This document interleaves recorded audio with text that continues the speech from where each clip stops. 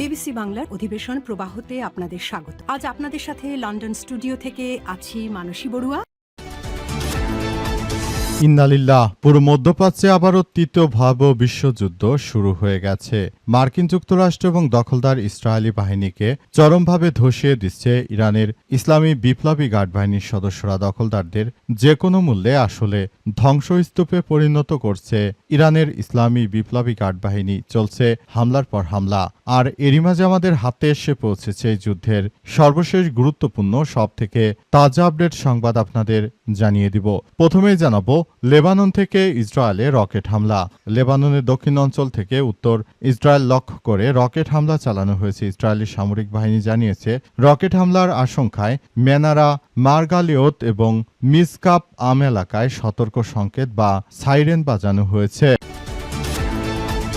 এরপর জানাবো অবরোধ না তুললে হামলার হুঁশিয়ারি ইরানের বন্দরগুলোতে যুক্তরাষ্ট্রের অবরোধ অব্যাহত থাকলে দেশটির শক্তিশালী সশস্ত্র বাহিনী পাল্টা ব্যবস্থা নেবে বলে হুঁশিয়ারি দিয়েছে ইরানের সেন্ট্রাল হেডকোয়ার্টার্স অব হজরত খাতামাল আম্বিয়া। ইরানের আধা সরকারি বার্তা সংস্থা তাসনিম নিউজ এজেন্সির বরাদ্দে সব তথ্য নিশ্চিত করা হয়েছে। এদিকে যুক্তরাষ্ট্র এবং ইরানের জাহাজ জব্দ, আন্তর্জাতিক আইনের লঙ্ঘন জানালো আইসিএস। যুক্তরাষ্ট্র এবং ইরান কর্তৃক পাল্টাপাল্টি বাণিজ্যিক জাহাজ জব্দের ঘটনায় তীব্র নিন্দা জানিয়েছে আন্তর্জাতিক শিপিং সংস্থা international chamber of shipping. ICS সংস্থাটির এই কর্মকাণ্ডগুলোকে আন্তর্জাতিক আইনে লঙ্ঘন হিসেবে অভিহিত করে অবিলম্বে আটক নাবিকদের মুক্তির আহ্বান জানিয়েছে। মার্কিন যুক্তরাষ্ট্র অবৈধভাবে ইরানের নাবিকদেরকে আটকে রেখেছে। এবারে জানাবো হরমুজ প্রণালী খুলে দিতে চান ম্যাক্রো। ফ্রান্সের প্রেসিডেন্ট ইমানুয়েল ম্যাক্রো কৌশলগতভাবে গুরুত্বপূর্ণ হরমুজ প্রণালী পুনরায় খুলে দেওয়ার উপর জোর দিয়েছেন। তিনি সতর্ক করে বলেছেন ভূরাজনৈতিক অনিশ্চয়তা থেকে তৈরি হওয়া আতঙ্ক বিশ্বজুড়ে জ্বালানি সংকট তৈরি করতে পারে। গ্রিসের রাজধানী এথেন্সে দেশটির প্রধানমন্ত্রী কিরিয়াকোস মিৎসোতাকিসের সঙ্গে এক যৌথ সংবাদ সম্মেলনে ম্যাক্রো বলেছেন আমাদের লক্ষ্য হল আগামী কয়েকদিন ও সপ্তাহের মধ্যে আন্তর্জাতিক আইন অনুযায়ী হরমুজ প্রণালী সম্পূর্ণ খুলে দেয়া। এবং সর্বশেষ জানাবো টাকা ছাপিয়ে ঋণ নেওয়া থেকে সরে আসবে সরকার, বললেন অর্থমন্ত্রী আমির খসরু। বিএনপির অর্থমন্ত্রী আমির খসরু মাহমুদ চৌধুরী বলেছেন টাকা ছাপিয়ে স্থানীয় ব্যাংক থেকে ঋণ নিয়ে অর্থনীতির যে ক্ষতি হয়েছে সেখান থেকে আমাদের বেরিয়ে আসতে হবে। এই জায়গা থেকে আমরা সরব না। তিনি আরো বলেন এই ধরনের নীতিতে একদিকে সুদের হার বেড়ে যায়, অন্যদিকে বেসরকারি খাত ক্রাউড আউট হয়ে পড়ে, যা কোনোভাবে টেকসই অর্থনীতির জন্য সহায়ক হতে পারে না। প্রিয় দর্শক, এতক্ষণ শুনছিলেন সংবাদ শিরোনাম, এবারে বিস্তারিত। তবে তার আগে বন্ধুরা অনুরোধ থাকবে এই সংবাদটিতে একটি লাইক দিন। এই চ্যানেলে আপনি নতুন হয়ে থাকলে আমাদের সংবাদটি দেখতে দেখতে চ্যানেলটি সাবস্ক্রাইব করে রাখুন। কমেন্ট করে বন্ধুরা আপনার মূল্যবান মতামত জানিয়ে দিন আপনি বিশ্বের কোন দেশ থেকে বা বাংলাদেশের কোন স্থান থেকে আমাদের সংবাদটি দেখছেন এবং শুনছেন। আর বন্ধুরা সংবাদটি আপনার সোশ্যাল মিডিয়া ফেসবুকে শেয়ার করে বন্ধুদেরও দেখার সুযোগ করে দিন। গাজা যুদ্ধে আপনি যদি নিরীহ ফিলিস্তিনিদের ভালোবেসে থাকেন বন্ধুরা কমেন্টে ইয়েস লিখে পুরো বিশ্বকে আমাদের এই সংবাদটি দেখার সুযোগ করে দিন। আর বন্ধুরা দেখতেই থাকুন আমাদের এই গুরুত্বপূর্ণ তাজা আপডেট সংবাদ। এবারে বিস্তারিত। লেবানন থেকে ইসরায়েলে রকেট হামলা। লেবাননের দক্ষিণ অঞ্চল থেকে উত্তর ইসরায়েল লক্ষ্য করে রকেট হামলা চালানো হয়েছে। ইসরায়েলি সামরিক বাহিনী বিষয়টি জানিয়েছে। রকেট হামলার আশঙ্কায় সেনারা মার্গালিওত এবং মিসকাপ আম এলাকায় সতর্ক সংকেত বা সাইরেন বাজানো হয়েছে। ইসরায়েলি সংবাদ মাধ্যমের বরাত দিয়ে জানা গেছে যে দক্ষিণ লেবানন থেকে অন্তত 3টি রকেট ছোড়া হয়েছে। তবে এই হামলায় কোনো ক্ষয়ক্ষতি বা হতাহতের খবর তাৎক্ষণিকভাবে জানা যায়নি। বর্তমানে ইসরায়েলের সেনাবাহিনী পরিস্থিতি পর্যালোচনা করে দেখছে। তারা ঘুম ভাঙলেই আসলে লেবানন থেকে একের পর এক হামলা চালানো হচ্ছে বলে অভিযোগ পাওয়া গেছে। পুরো দখলদারদের একদম ধসিয়ে দিচ্ছে ইরানের ইসলামী বিপ্লবী গার্ড বাহিনীর সদস্যরা এবং লেবাননের সশস্ত্র যোদ্ধারা। পরিস্থিতি অত্যন্ত জটিল আকার ধারণ করেছে। দখলদারদের শেষ করে দিচ্ছে ইরানের ইসলামী বিপ্লবী গার্ড বাহিনীর সদস্যরা। পরিস্থিতি অত্যন্ত জটিল আকার ধারণ করার মধ্য দিয়ে এগিয়ে যাচ্ছে। এ পর্যন্ত যত সমস্যার সৃষ্টি হয়েছে আসলে দখলদার ইসরায়েলি বাহিনীকে শেষ করে দেওয়ার দেওয়ার জন্য পুরোপুরি কার্যক্রম শুরু করেছে এবং এই কার্যক্রম চলতে থাকবে যতক্ষণ না পর্যন্ত দখলদার বাহিনীকে ধ্বংসস্তূপে পরিণত করা যায়। ইরানের ইসলামী বিপ্লবী গার্ড বাহিনীর সদস্যরা আরও জানিয়েছে যে পুরো পরিস্থিতি অত্যন্ত জটিল আকার ধারণ করেছে এবং দখলদারদের শেষ করে দেয়া হচ্ছে।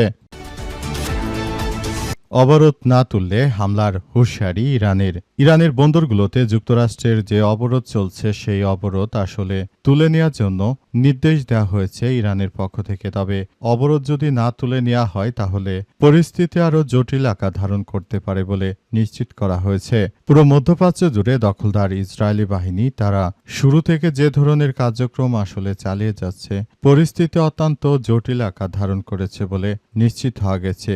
দখলদারদের শেষ পর্যন্ত আসলে তছনছ করে দেওয়া হয়েছে। অত্যন্ত দুঃখজনক হলেও সত্য যে পুরো মধ্যপ্রাচ্য জুড়ে এখন ইরানের কারণেই মূলত এখন দখলদারেরা তারা পুরোপুরি ফেঁসে গেছে। মার্কিন যুক্তরাষ্ট্র এবং ইহুদিবাদীরা তারা শুরু থেকে ইরানের বিরুদ্ধে যুদ্ধ চালানোর জন্য যে কার্যক্রমগুলো তারা চালিয়ে যাচ্ছিল প্রকৃতপক্ষে আসলে বিষয়টি অত্যন্ত জটিল আকার ধারণ করেছে এবং এরপরই পুরো বিষয়গুলো অত্যন্ত গুরুত্ব সহকারে দেখা হচ্ছে এবং এই পরিস্থিতির মধ্য দিয়ে এগিয়ে যাচ্ছে সবকিছু। অত্যন্ত জটিল একটি পরিস্থিতির সৃষ্টি হয়েছে। এই যুদ্ধ আসলে কতদিন চলবে কিংবা এই যুদ্ধ থেকে আসলে কোন পক্ষ কি বেনিফিটেড হচ্ছে সেসব বিষয় আমরা সাধারণ জনগণ না জানলেও মূলত এখানেই আসলে পুরো পরিস্থিতি খুবই জটিল আকার ধারণ করেছে এবং আমরা মনে করি এই কার্যক্রমগুলো চালিয়ে যাওয়ার জন্য আসলে সবকিছু অত্যন্ত গুরুত্ব সহকারে দেখভাল করতে হবে। পুরো মধ্যপ্রাচ্য জুড়ে জানবাদীরা শুরু থেকে ইরানের উপরে যেভাবে অন্যায় অবিচার শুরু করেছিল আবারও তারা ইরানের উপর একটি নৌ অবরোধ চাপিয়ে দিয়ে তারা মূলত আবারও একই ধরনের কার্যক্রম চালাচ্ছে। তবে ইরান সরাসরি জানিয়ে দিয়েছে যে তারা এতে মাথা নত করবে না। তারা কখনোই জানবাদী দখলদারদের সামনে মাথা নত করবে না। তারা এক আল্লাহ ছাড়া কাউকে ভয় পায় না। বর্তমান সময়ে আমাদের মুসলিম বিশ্বের সবথেকে শক্তিশালী দেশ ইরানের এমন কর্মকাণ্ডে সবাই অনেক বেশি খুশি হয়েছে। যুক্তরাষ্ট্র ইরানের জাহাজ জব্দ আন্তর্জাতিক আইনের লঙ্ঘন বলছে আইসিএস। যুক্তরাষ্ট্র ও ইরান কর্তৃক পাল্টাপাল্টি বাণিজ্যিক জাহাজ জব্দের ঘটনায় তীব্র নিন্দা জানিয়েছে আন্তর্জাতিক শিপিং সংস্থা ইন্টারন্যাশনাল চেম্বার অব শিপিং বা আইসিএস। সংস্থাটি এ কর্মকাণ্ডকে আন্তর্জাতিক আইনে লঙ্ঘন হিসেবে অভিহিত করে অবিলম্বে আটক নাবিকদের মুক্তির আহ্বান জানিয়েছে। আল জাজিরাকে দেয়া সাক্ষাৎকারে আইসিএস এর মেরিন ডিরেক্টর জন স্টাউপার্ট বলেছেন, সমুদ্রপথে নাবিকদের কোনো ধরনের নিপীড়ন ছাড়াই অবাধে যাতায়াত কাজ করার সুযোগ দিতে হবে। বিশ্বের প্রায় ৮০% বাণিজ্যিক জাহাজের প্রতিনিধিত্বকারী এই সংস্থার পরিচালক বলেছেন, মানুষগুলো নাবিক কেবল পণ্য পরিবহনের কাজ করছে। রাজনৈতিক উদ্দেশ্য হাসিল এবং রাজনৈতিক পয়েন্ট অর্জনের জন্য এভাবে জাহাজ জব্দ করার বিষয়টি কোনোভাবেই মেনে নেওয়া যায় না। তিনি আরও জানিয়েছেন, এসব নাবিক সম্পূর্ণ নির্দোষ। কারাগারে বন্দী হওয়ার ভয় ছাড়াই তাদের পেশাগত দায়িত্ব পালন করতে দেওয়া উচিত। কেউ যদি নাবিকদের এভাবে আক্রমণ করে থাকে তাহলে সেটি আমাদের সবার জন্য খুবই খারাপ আকার ধারণ করতে পারে বলে নিশ্চিত করা হয়েছে। পরিস্থিতি খুবই জটিল আকার ধারণ করার আগে যেন নাবিকদের দ্রুততম সময়ের মধ্যে ছেড়ে দেওয়া হয়, কারণ এই নাবিকরা আছে বলেই নাবিকরা এই জাহাজ পরিবহনের কাজ করে বিধায় পুরো পৃথিবীর অর্থনীতি চলছে। তা না হলে পুরো পৃথিবীর অর্থনীতি আসলে ধ্বংসস্তূপে পরিণত হতো। সুতরাং এই পরিস্থিতি মোকাবেলা করতে হবে এবং সবাইকে বলতে চাই, আপনারা যার যার জায়গা থেকে নাবিকদের ব্যাপারে আরও সচেষ্ট ভূমিকা পালন করুন। হরমুজ প্রণালী খুলে দিতে চান ম্যাক্রো। ফ্রান্সের প্রেসিডেন্ট ইমানুয়েল ম্যাক্রো কৌশলগতভাবে গুরুত্বপূর্ণ হরমুজ প্রণালী পুনরায় খুলে দেওয়ার উপর জোর দিয়েছেন। তিনি সতর্ক করে বলেছেন, ভূরাজনৈতিক অবস্থা যদি অনিশ্চয়তার মধ্যে পড়ে যায় তাহলে বিশ্বজুড়ে জ্বালানি সংকট আরও তৈরি হতে পারে। গ্রিসের রাজধানী এথেন্সে দেশটির প্রধানমন্ত্রী কিরিয়াকোস মিৎসোতাকিসের সঙ্গে এক যৌথ সংবাদ সম্মেলনে ম্যাক্রো বলেছেন, আমাদের লক্ষ্য হলো আগামী কয়েকদিন ও সপ্তাহের মধ্যে আন্তর্জাতিক আইন সম্মেলনে হরমুজ প্রণালী সম্পূর্ণ খুলে দেয়া ব্যাপারটি নিয়ে আমরা কাজ করব, কোনো ধরনের টোল বা মাসুল ছাড়াই এই পথে নৌ চলাচল স্বাধীনভাবে নিশ্চিত করতে হবে, তবে এই পরিস্থিতি ধীরে ধীরে স্বাভাবিক হবে।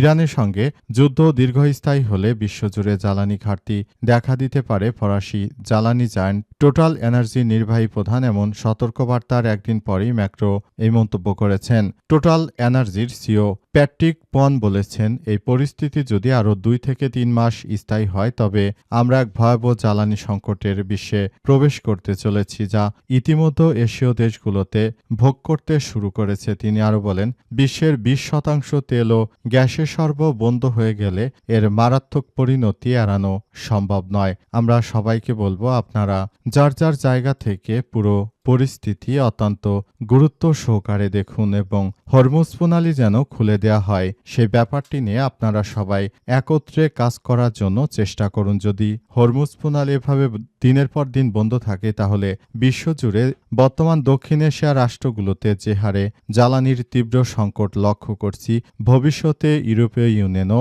এর থেকে বাঁচতে পারবে না। সুতরাং আমাদের সেই বিপদকালীন সময় আসার আগেই এখনই এসব বিষয় নিয়ে খুবই গুরুত্ব সহকারে কাজ করা উচিত।